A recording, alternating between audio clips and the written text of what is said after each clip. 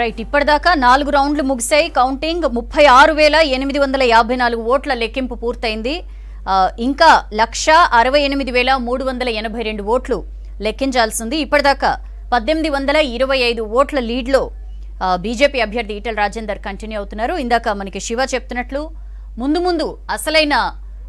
అసలైన interesting aspects అన్నీ ఉన్నాయి. ఎందుకంటే చాలా ఇంట్రెస్టింగ్ మండలాలు మనకి కనిపిస్తున్నాయి. వీణవంక, జమ్మికుంట, ఇల్లందుకుంట, కమలాపూర్ ఇలాంటి మండలాల మీద ఎక్కువ ఇప్పటికే మనకి 4 రౌండ్స్ అయ్యేసరికి కూడా చాలా టగ్ ఆఫ్ వార్ కనిపిస్తోంది. ఇంకా ముందు ఈ టగ్ ఆఫ్ వార్, ఈ నెయిల్ బైటింగ్, ఈ ఎక్స్పీరియన్స్, ఈ సస్పెన్స్ థ్రిల్ ఇంకా మనకి కంటిన్యూ అయ్యే సూచనలే కనిపిస్తున్నాయి.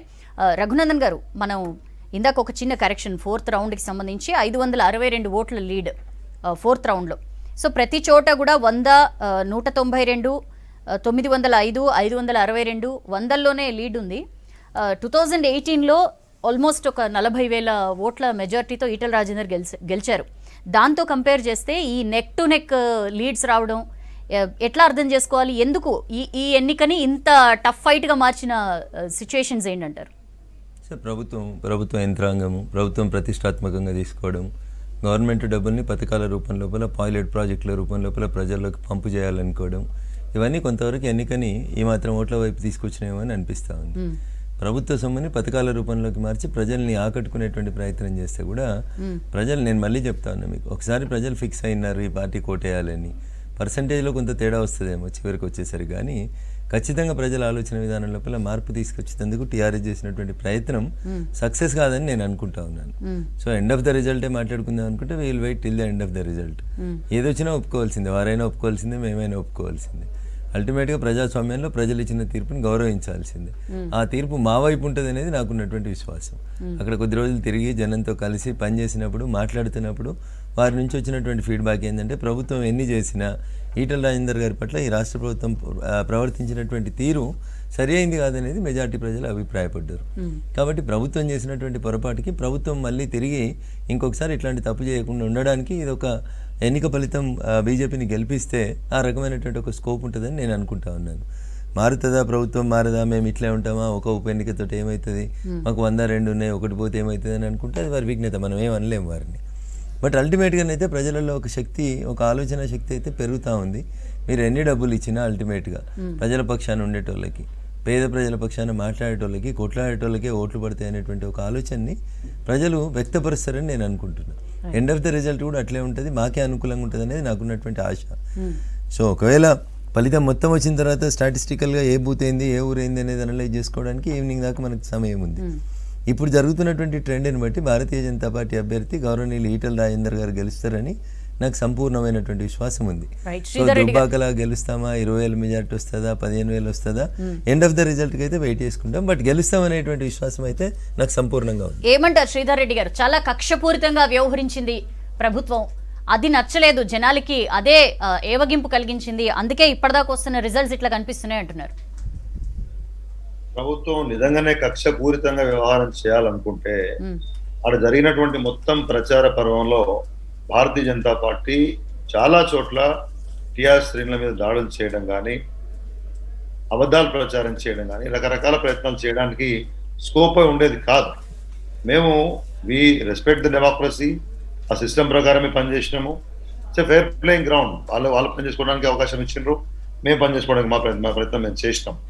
అయితే నేను ఇంతకుముందే చెప్పినాను, ఒకవేళ ఇంకా ఈటెల రాజేందర్ గారి మీద మీరన్న ఆ 19 ఏళ్ల ఎమ్మెల్యేగిరి, ఉద్యమ నాయకత్వము, 7 ఏళ్ల మంత్రిత్వం, ఇవన్నీ చూసి ఆయన మొత్తంగా సచివులు అనే విషయాన్ని హుజరాబాద్ నియోజకవర్గ ప్రజలు అనుకొని ఉండుంటే ఇంత కష్టంగా చివరి వరకు చూద్దామని చెప్పేసి నేను అన్న విషయాన్ని ఒప్పుకోవడానికి కూడా రఘునందన్ రావు గారు బహుశా సిద్ధంగా ఉండే పరిస్థితి ఉండేది కాదు. నాకు తెలిసిన విషయం, థిన్ మెజారిటీ ఈచ్ రౌండ్ లో మీరు చూస్తూ ఉన్నారు. కాబట్టి ఏంది, ప్రజలు ఏదో పూర్తిగా మార్పు కోరుకున్నారు, ప్రజల ఆలోచన విధానంలో మార్పు వచ్చింది, ప్రభుత్వం తప్పు చేసిందనే విషయాన్ని వాళ్ళు చెప్తే వాళ్ళు అది వినరు. ఇదంతా ఉత్తముచ్చటండి. ఇక్కడ ఒకటి గుర్తుపెట్టుకోండి, బేసికల్లీ 2 ఉంటాయి. ఒకటేమో సెట్ చేసినటువంటి 3, 2 ప్రచారము, 3 కొన్ని స్టాటిస్టిక్స్. ఏ పార్టీలు గతంలో పోటీ చేసినప్పుడు ఏ నెంబర్స్ వచ్చినాయి, అవే పార్టీలు వాళ్ళు ఇప్పుడు పోటీ చేసినప్పుడు అప్పుడు వాళ్ళ పార్టీలే అనుకున్న ఓట్లు ఇప్పుడు ఆ పార్టీలకు వచ్చినాయా, రాలేదా, రాకపోతే ఎందుకు రాలేదు, ఏ పార్టీలు ఎట్లా ఎవరితో మిలాఖతే రాజకీయం చేసినారు, ఇది ఒక అర్థమెటిక్.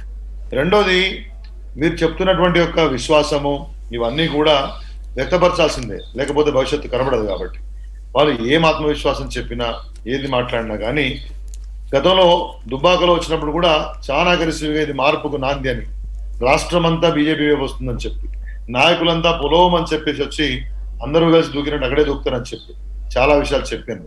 తర్వాత వాస్తవాన్ని ప్రజలు విడమర్చి రకరకాల ఎన్నికల ద్వారా చెప్పింది.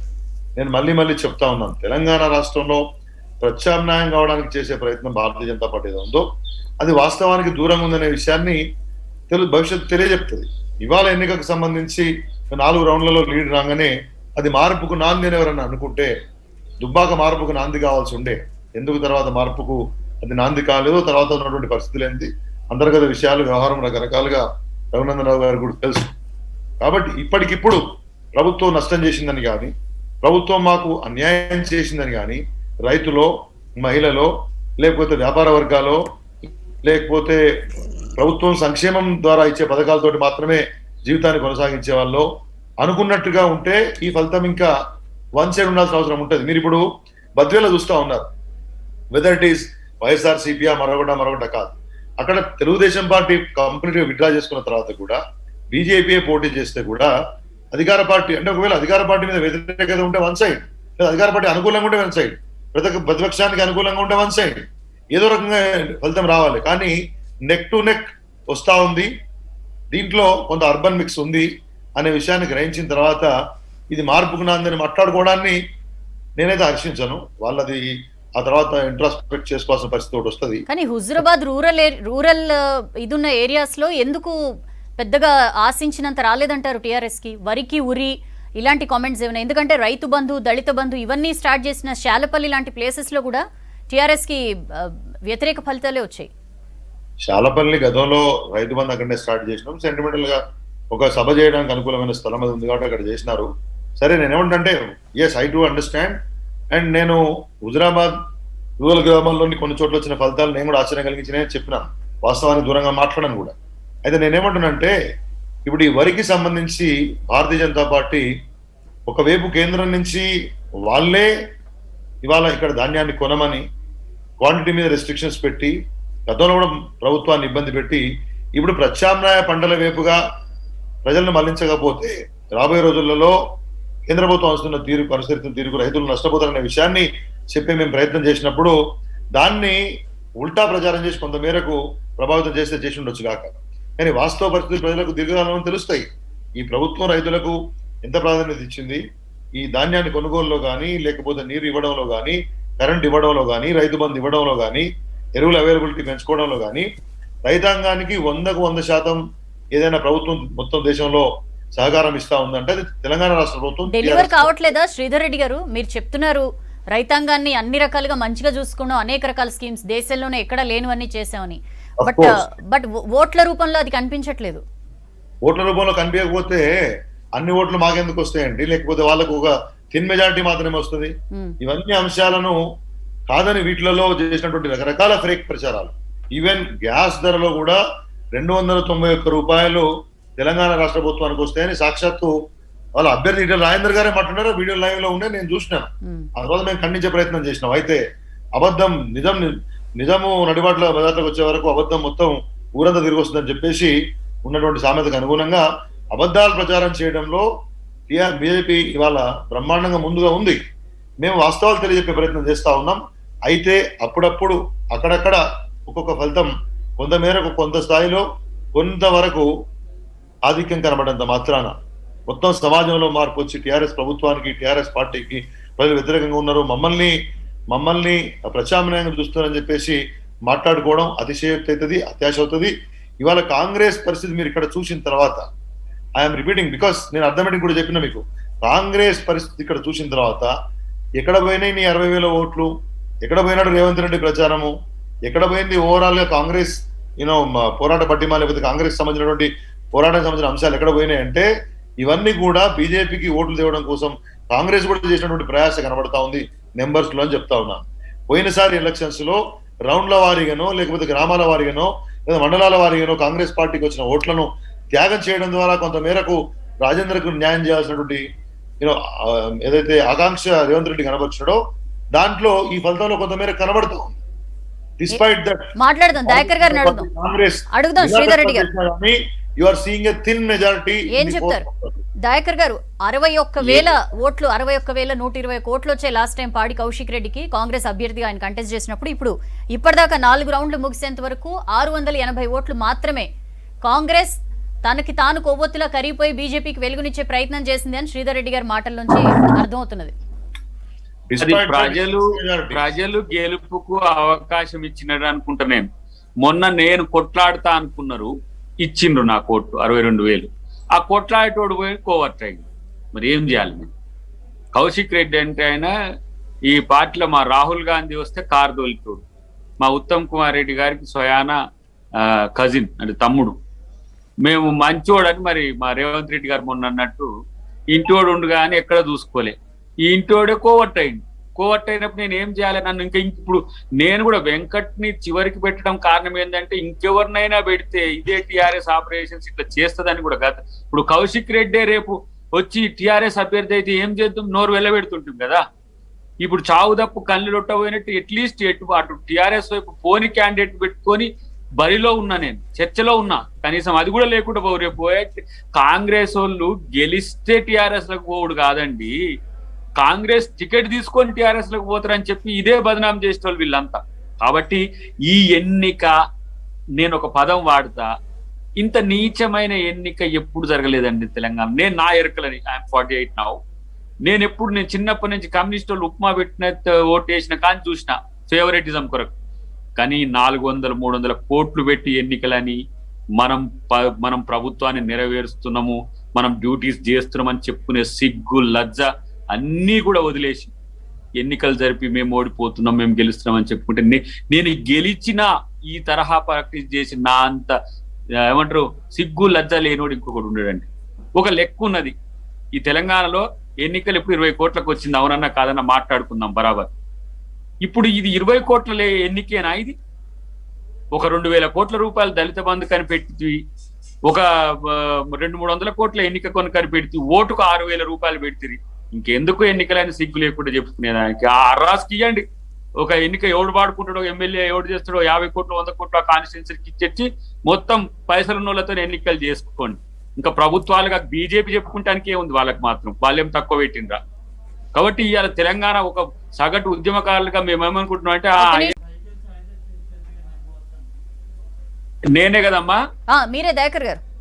నేనేమంటున్నా అంటే మాలాంటి వాళ్ళు ఏ పార్టీలో ఉంటే ఏందిగా 200 కోట్లు 50 కోట్లు 100 కోట్లు నేను పెట్టగలుగుతున్నా. నేను అందుకని మొన్నటి నుంచి చెప్తున్నా, మా తుంగతుర్తిలో కాళ్ళు మొక్కినా కూడా నాకు రుణం తీరదని. నేను పెట్టిన ఖర్చు ఏందో నా ఆత్మకు తెలుసు.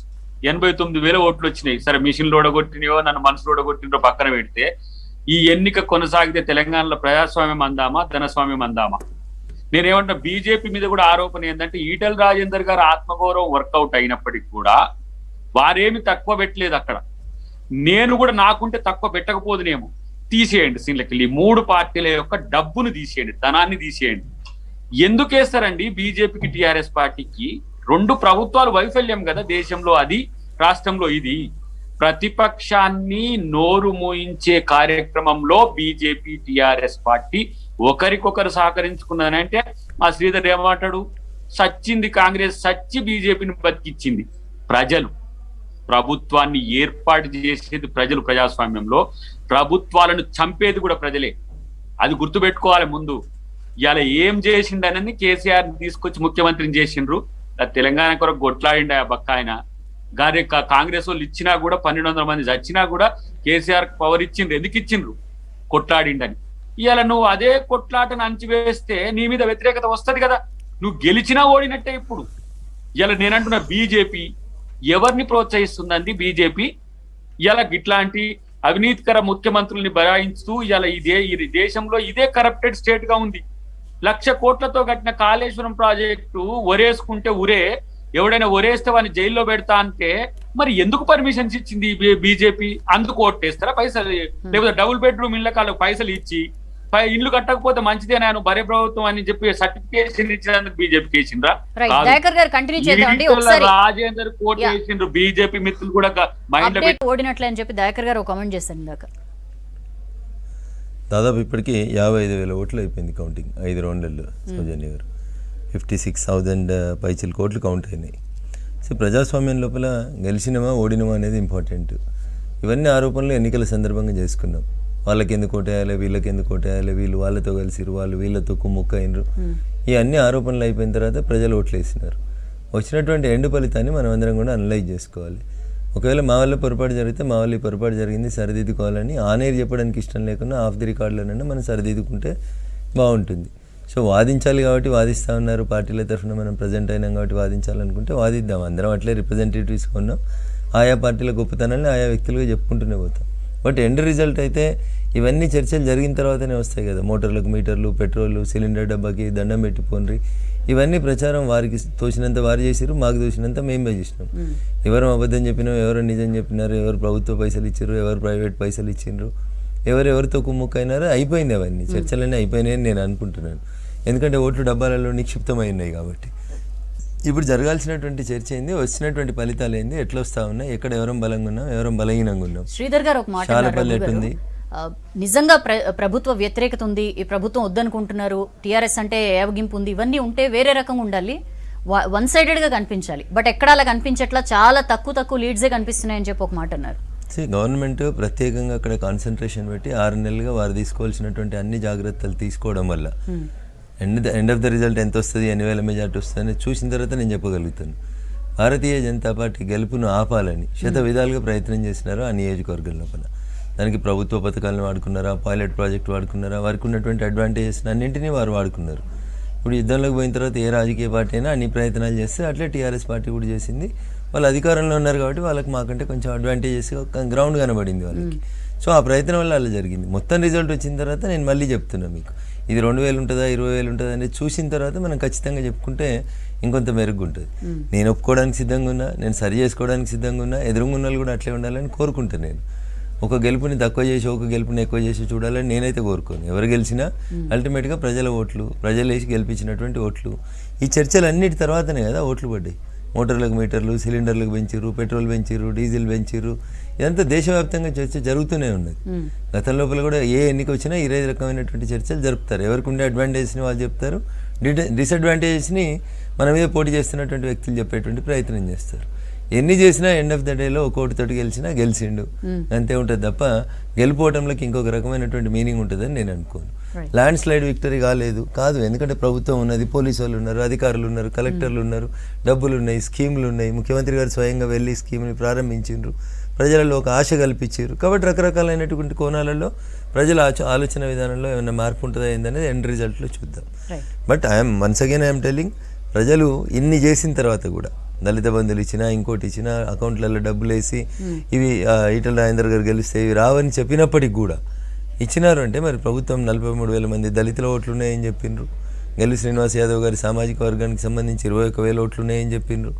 మైనార్టీల ఓట్లు ఒక 15,000 ఓట్లు అని చెప్పినారు. ఇట్లా ఇవన్నీ చెప్పుకుంటూ వచ్చినారు.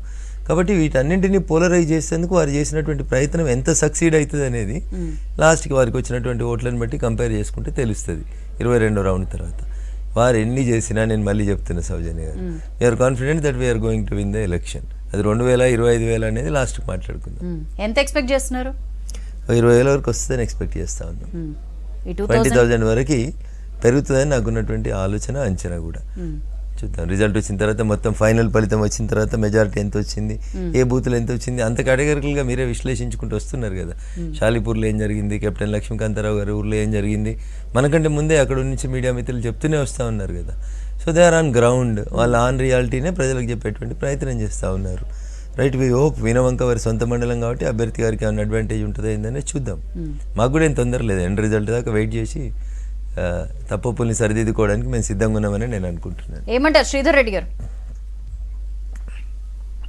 ఇప్పుడు ఒకటండి, 5వ రౌండ్ నుంచి ముందుకు పోలేదు కాబట్టి నేను ఇంతకుముందు కూడా చెప్పిన లాంగ్ వే టు గో అంటారు దాని చర్చ. కాకపోతే రఘునందన్ రావు గారు చేసినటువంటి విశ్లేషణలు ఏంటంటే, సరే సామాజిక వర్గమైన క్యాల్కులేషన్స్ వాళ్ళు వేసుకొని ఉండొచ్చు, మేము వేసుకొని ఉండొచ్చు, రకరకాల విషయాల గురించి మేము చెప్పి ఉండొచ్చు, వాళ్ళు చెప్పి ఉండొచ్చు కాక, కాకపోతే ఒకటి ఏంటంటే నిజం ఎవరు చెప్పినారు అబద్ధం చెప్పినారు అనే విషయాన్ని ప్రజలు గ్రహిస్తారు.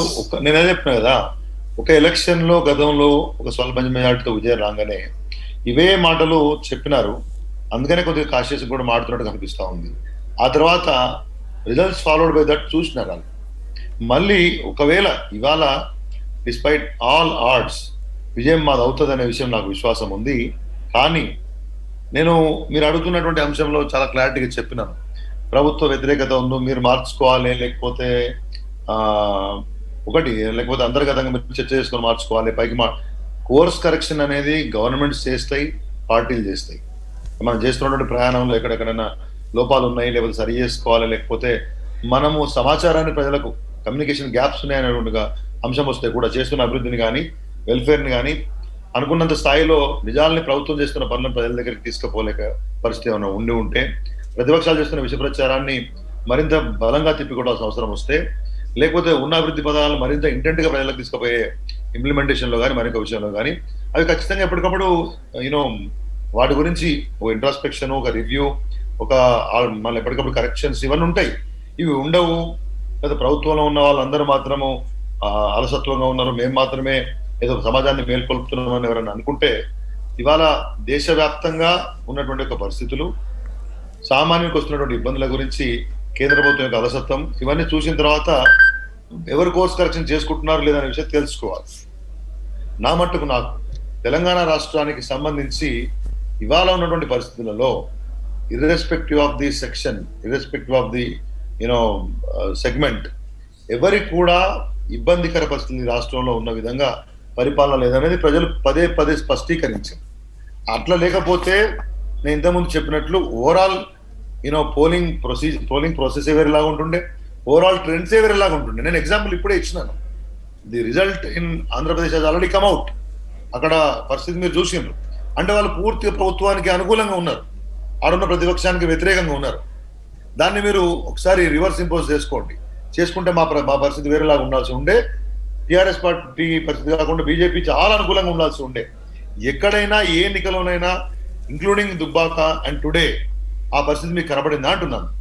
కాబట్టి నేనేమంటున్నా అంటే ఎస్, స్థానికంగా జరిగినటువంటి కొన్ని అంశాలను బేరీజ్ వేసుకొని అక్కడక్కడ వచ్చినటువంటి స్వల్ప మెజారిటీ అనేది అది వ్యక్తులకో అక్కడి అంశాలకో ప్రచారంలో జరిగినటువంటి కొన్ని అంశాలకో ఆపాదించాల్సింది తప్పితే గవర్నమెంట్ పనితీరు కానీ పార్టీ యొక్క ఓవరాల్ పబ్లిక్ లో ఉన్నటువంటి యొక్క ఇమేజ్ కానీ ఇది రిఫ్లెక్షన్ కాదు అనేది నా వాదన.